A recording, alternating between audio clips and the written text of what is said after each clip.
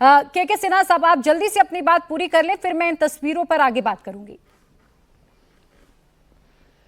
देखिए, इसमें भारत में खास करके जो नरेंद्र मोदी हैं, एक नेचुरल लीडर, वर्ल्ड लीडर की तरफ जब वो निकल रहे हैं, जिनकी पहुंच बहुत दोनों तरफ है। पहला तो ये जो ब्रिक्स में जो समिट हो रहा है, ना तो ये एंटी वेस्ट अलायंसेस है, ना तो ये अल्टरनेटिव है कोई वेस्ट अलायंसेस का जो मल्टी फोरम है, ज़्यादा इकोनॉमिक है, चाहे ये EU हो, G7 हो या G20 का जो ये था, ये इसका कोई एक अल्टरनेटिव नहीं है। बट ये एक उभरता हुआ अलायंसेस है जिसकी सीमाएं जो सेकेंड वर्ल्ड वॉर में हुई थी, जो यूनाइटेड नेशंस, क्योंकि चाइना का कहीं इसमें एम्बिशंस है कि इसको हम जब लेंगे 21वीं सदी का, तो समथिंग लाइक UN के, क्योंकि ये मल्टी इंस्टीट्यूशनल ऑर्गेनाइजेशन, और भारत भी इसको बनाना चाहता है।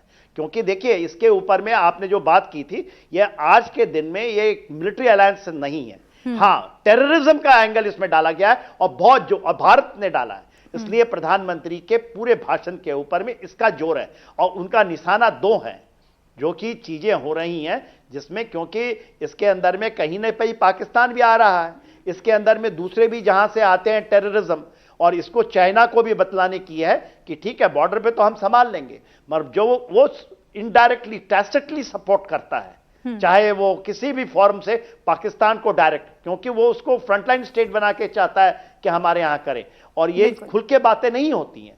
केवल आज के दिन में पाकिस्तान की इतनी हिम्मत नहीं है कि वो हमारे ऊपर करे। उसने रिसिट करने की ट्राई की थी, मगर उसको बढ़ावा देता है आज के दिन में। और देखिए, ये इनको छोड़ने पड़ेंगे। एक बहुत इंपॉर्टेंट चीज है प्रिया, वो है CPEC। आने वाले समय में आपसे मैं कभी मौका मिला तो हम फिर बैठेंगे इसके ऊपर में। CPEC is a failure. China ही इसको रियलाइज करता है कि इससे पूरा चाइना खत्म ही हो जाएगा। इसकी जो बर्जुआ सोचा था कि हेजेमनी हम राइज करेंगे, इट विल, ये, और इसकी प्रेडिक्शंस 2015 में ही हम लोगों ने की थी कि ये कभी नहीं हो सकता कि ये हो जाए, और इसको आज पुश कर रहा है। और दूसरी चीज जो आप जानना चाहती हैं कि आज के दिन में भारत में प्रधानमंत्री जो मोदी हैं, वो किस तरह, देखिए, एक ऐसा ही लीडर है, चाहे वो जेलेंस्की को झप्पी लगा ले, जाकर पुतिन साहब को झप्पी लगा दे, शी जिनपिंग को हो सकता है कि यदि शी जिनपिंग रास्ते पे आ जाए तो उनको भी झप्पी लगाने के लिए तैयार है, और वो जाकर के बाइडेन को लगाते हैं, वो डोनाल्ड ट्रंप को लगाते हैं, यूरोप के।